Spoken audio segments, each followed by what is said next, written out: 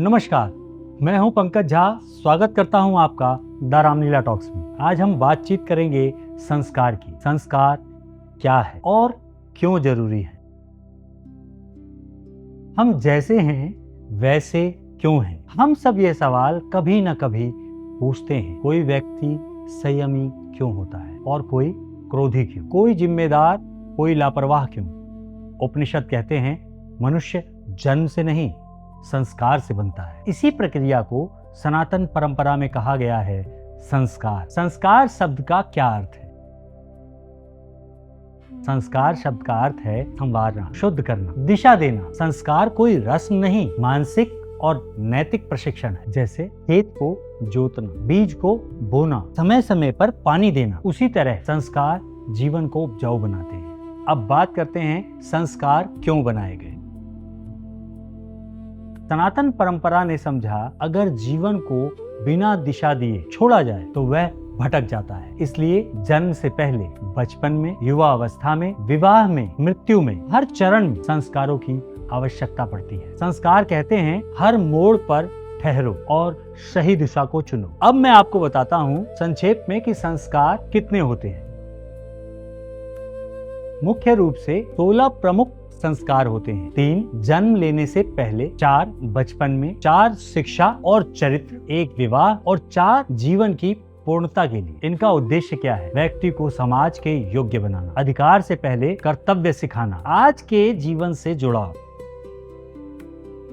आज हम किस संकट में? रिश्ते टूट रहे हैं, जिम्मेदारी से डर, अधिकार की मांग, कर्तव्य की भूल। संस्कारों की कमी का अर्थ है चरित्र का खालीपन। संस्कार धर्म नहीं थोपते, वे विवेक जगाते हैं। संस्कार का मूल संदेश,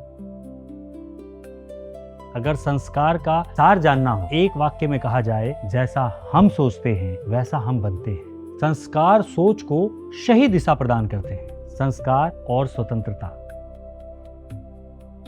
एक भ्रम तोड़ना जरूरी है कि संस्कार बंधन नहीं है, स्वतंत्रता की नींव है। जिसे मर्यादा का पता है वही स्वतंत्र रह सकता है। तो हम सबसे पहले बात करेंगे कि जीवन की शुरुआत के पहले के संस्कार कैसे होने चाहिए।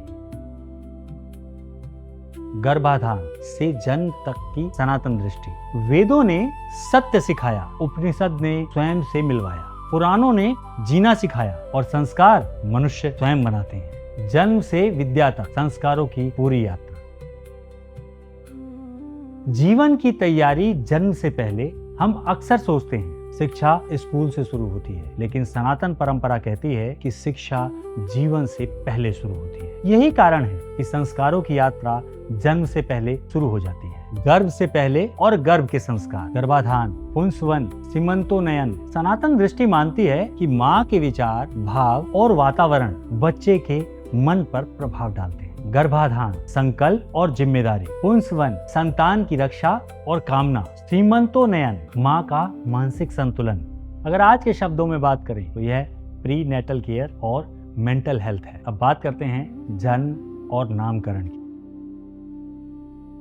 जात कर्म नामकरण। बच्चे के जन्म पर उसका नाम रखा जाता है। यह केवल उत्सव नहीं होता, उत्तरदायित्व की घोषणा होती है। जात कर्म और जीवन का स्वागत। नामकरण, पहचान और दिशा। नाम केवल बुलाने के लिए नहीं, नाम एक आदर्श की याद होता है। अन्नप्राशन, जीवन का पहला अनुशासन। अन्नप्राशन बच्चे को केवल भोजन नहीं देता, उसे संयम सिखाता है। यह संस्कार सिखाता है जो भी मिले कृतज्ञता से ग्रहण करो। आज के संदर्भ में सही खान पान, समय पर भोजन, संयमित आदतें विद्या की शुरुआत, जैसे चूड़ाकर्म, उपनयन, चूड़ाकर्म और बाहरी शुद्धि और अनुशासन। उपनयन विद्या और ब्रह्मचर्य का संकल्प। उपनयन का अर्थ है गुरु के पास जाना। जनेऊ केवल धागा नहीं, यह जिम्मेदारी की याद है। यह संस्कार सिखाता है ज्ञान के साथ चरित्र भी चाहिए। आज के जीवन से जुड़ाव।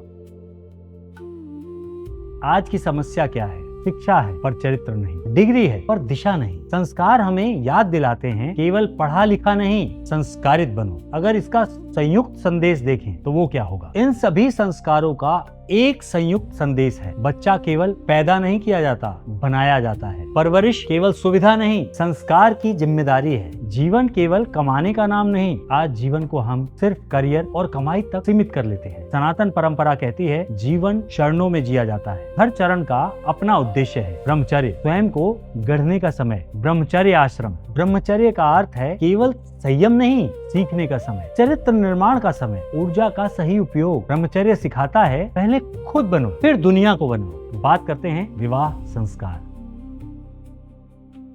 केवल दो लोगों का बंधन नहीं, यह है दो परिवारों की जिम्मेदारी। समाज के लिए नई इकाई, सप्तपदी के 7 फेरे जो 7 जीवन के संकल्प हैं। साथ चलना, साझा कर्तव्य, धर्म, अर्थ, काम, मोक्ष और संतुलन। विवाह का अर्थ मैं अकेला नहीं, हम साथ हैं। अब बात करते हैं गृहस्थ से वैराग्य अर्थात वानप्रस्थ।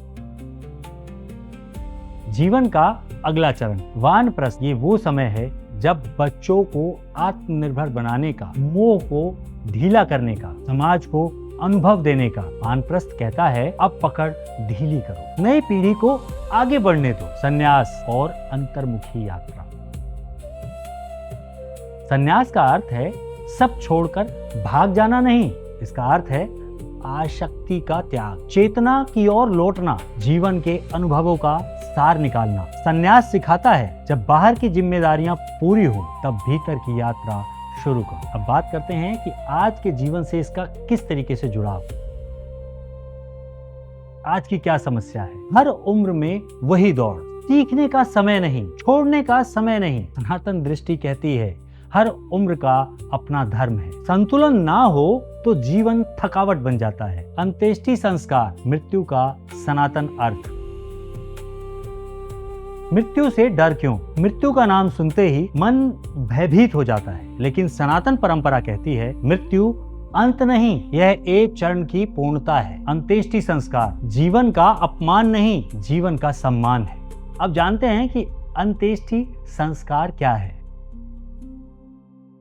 अंत्येष्टि का अर्थ होता है अंतिम आहुति। यह संस्कार सिखाता है शरीर नश्वर है, आत्मा शाश्वत है, विदाई सम्मान के साथ हो। यह केवल मृतक के लिए नहीं, जीवितों के लिए भी उपचार है। अग्नि संस्कार का अर्थ है अग्नि को साक्षी बनाया जाता है, क्योंकि अग्नि परिवर्तन की शक्ति है, शुद्धिकरण का माध्यम है। अग्नि संस्कार का संदेश है जो पंच तत्व से बना वह पंच तत्व में विलीन हो जाता है। यह भाव हमें अहंकार से मुक्त करता है। अब बात करते हैं पितृ ऋण और तर्पण का क्या अर्थ है। अंत्येष्टि संस्कार के बाद तर्पण, श्राद्ध, ये कर्म मृत आत्मा को नहीं हमारे मन को शांति देते हैं। ये हमें स्मरण कराते हैं हम अकेले नहीं, पीढ़ियों की कड़ी है। इसका आज के जीवन से क्या जुड़ाव है? आज मृत्यु को हम छिपा देते हैं, लेकिन उपनिषद कहते हैं मृत्यु को समझना जीवन को गहराई देता है। मृत्यु बोध आसक्ति को ढीला करता है, अहंकार को तोड़ता है, जीवन को मूल्यवान बनाता है। अंत्येष्टि का मूल, अंत्येष्टि का मूल संदेश। अगर अंत्येष्टि संस्कार का एक वाक्य में अगर कोई सार है तो क्या होगा? जो आया है वो जाएगा, सम्मान के साथ विदा करो। यह संस्कार वैराग्य नहीं विवेक सिखाता है। शोक कैसे करें समझें। शोक स्वाभाविक है। सनातन परंपरा शोक को दबाती नहीं, वह उसे समय देती है, विधि देती है, अर्थ देती है। संस्कार शोक को संतुलित करने का मार्ग है। आज संस्कार की सीरीज पूर्ण होती है जन्म से मृत्यु तक। संस्कारों ने हमें सिखाया मनुष्य बनना एक प्रक्रिया है। संस्कार कर्मकांड नहीं, जीवन जीने की कला है। संस्कार जीवन को सुंदर बनाते हैं और मृत्यु को गरिमा में। धन्यवाद।